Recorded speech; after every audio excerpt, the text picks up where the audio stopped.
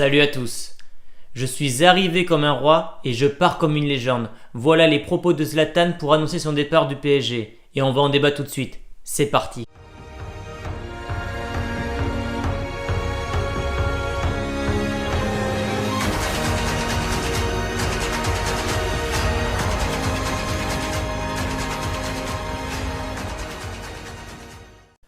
Juste avant de commencer la vidéo sur Zlatan, je voulais vous parler du sondage que j'avais fait à propos de la venue ou pas de Neymar au PSG pour 193 millions d'euros, donc soit la valeur de sa clause libératoire. Donc je vous mets le résultat ici.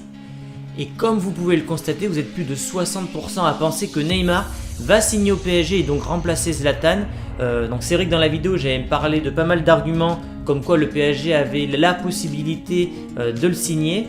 Mais j'avais aussi dit que la Ligue 1 était quand même le gros point négatif de la venue de Neymar au PSG. Mais visiblement, vous êtes assez confiant concernant le transfert de Neymar. Moi, je pense toujours qu'il va prolonger au Barça, comme Ronaldo avait au Real Madrid. Et c'est pour ça qu'avec le départ de Zlatan, on va en parler tout de suite, le PSG aura peut-être du mal à trouver un attaquant d'envergure mondiale comme le Suédois. Donc Ibrahimovic part sur une dernière punchline, je pars comme une légende. Donc Ibrahimovic est-il une légende? Alors je vais répondre oui et non. Oui à l'échelle du club du PSG, car il est devenu le meilleur buteur du club avec plus de 150 buts. Et à l'échelle de la Ligue 1, où il a gagné 4 fois le championnat, a terminé 3 fois meilleur buteur et a été élu 3 fois meilleur joueur. D'ailleurs, le fait qu'il soit élu 3 fois meilleur joueur de Ligue 1, c'est le seul à avoir eu cette récompense à 3 reprises. Donc c'est quand même, on peut dire, une légende de la Ligue 1 et du PSG.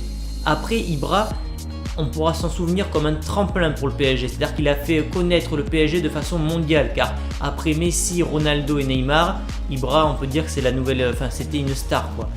Donc, à partir de là, Ibra, une légende pour le PSG et pour la Ligue 1, ok. Mais au niveau européen, en Ligue des Champions, on ne pourra pas dire que c'est une légende.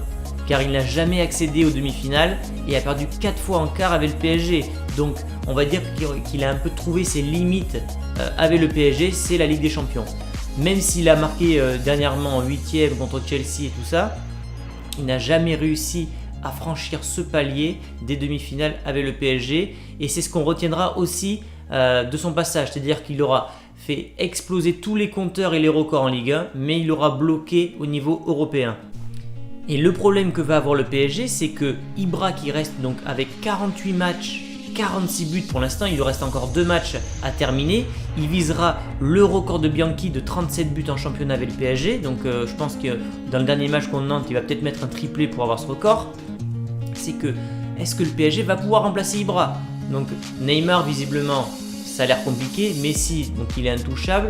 Et Ronaldo apparemment, d'après la radio Copé, va prolonger au Real jusqu'en 2020. Donc ils vont peut-être mettre Cavani dans l'axe ou acheter Griezmann, et encore il faut que Griezmann veuille venir.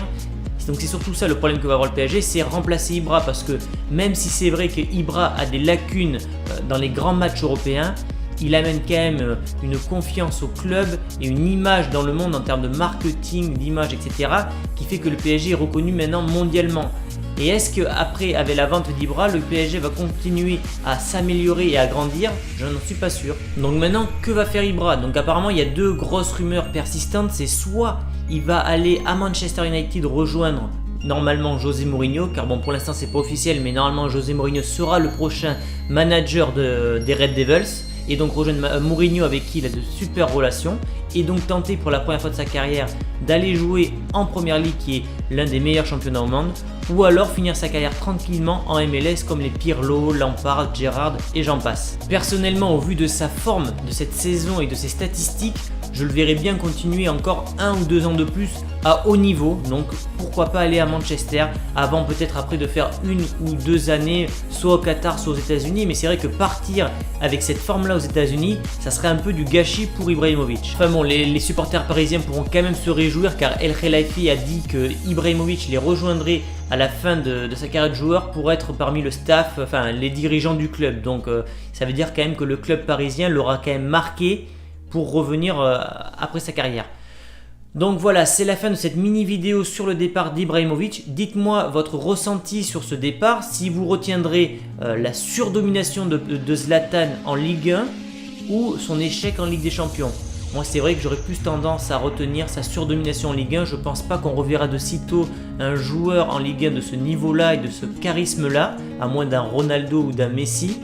Et donc, c'est vrai que l'échec en Ligue des Champions, certes, on peut l'attribuer à Zlatan, mais on ne peut pas non plus tout lui attribuer. Même si c'est vrai que cette année contre Manchester City, c'est quand même particulièrement de sa faute, selon moi, avec son penalty manqué et son face-à-face au match aller. Et dans des matchs de ce niveau-là, surtout en quart de finale, ça se joue sur des détails, et les super élites du football tels que Messi, Ronaldo, je pense pas que eux les auraient loupés.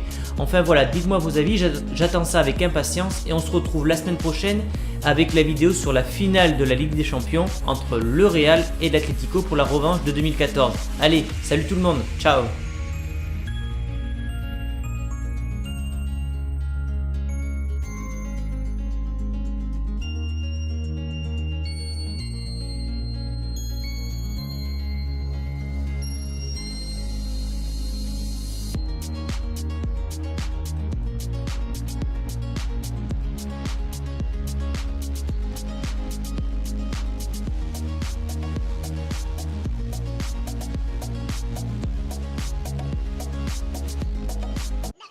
Sacred stone. Oh, this you crazy mother.